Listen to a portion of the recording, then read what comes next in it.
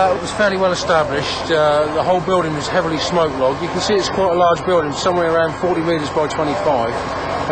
The early crews had a bit of a problem getting into the building, and then it's a bit of a rabbit warren inside. Used as a social club, we had compressed gas cylinders stored. Initially told that there was possibly somebody missing in the building, although subsequently we found that not to be the case.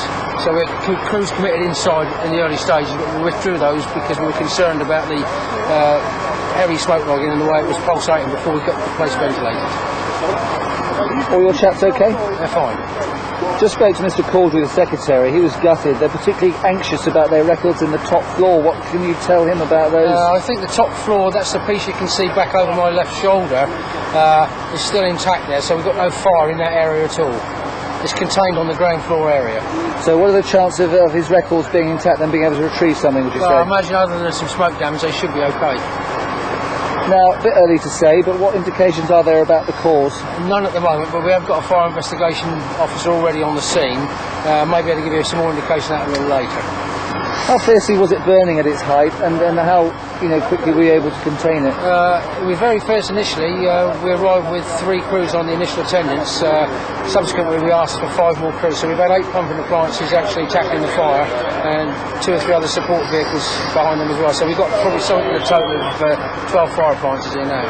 It's a very popular building here, lots of people go to social events. How badly damaged is their building? Severely. I mean, the ground floor is probably the best term is gutted. So is this a complete rebuild, would you say? I know you're not an expert, but... I'm not an architect, that's for them to decide, but it's going to be a few days before they can use it, yeah. Yeah. And what work will you have to do to try and discover the cause? Well, I'm going to leave that to the fire investigation team. First of all, we need to question the last people that were in the building. I'm not even sure when that was, possibly lunchtime today. What went on, what they were doing. We've got to look at any sources of ignition that might have left behind.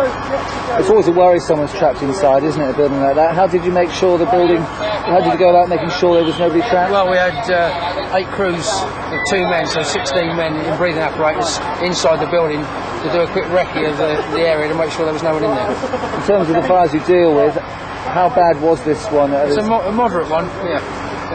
From our point of view.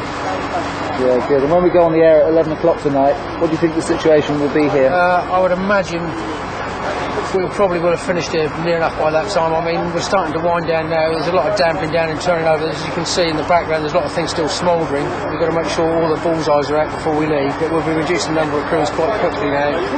But there'll be a couple of crews here for several hours yet. Bullseyes, what are they? Hotspots. I'm with you. And have you managed to retrieve anything of value and any odd unusual things you've done brought out? Nothing at all at the moment by way of salvage. Thanks, Trevor. Okay, thanks. Yeah, good. Did you have your own video people here?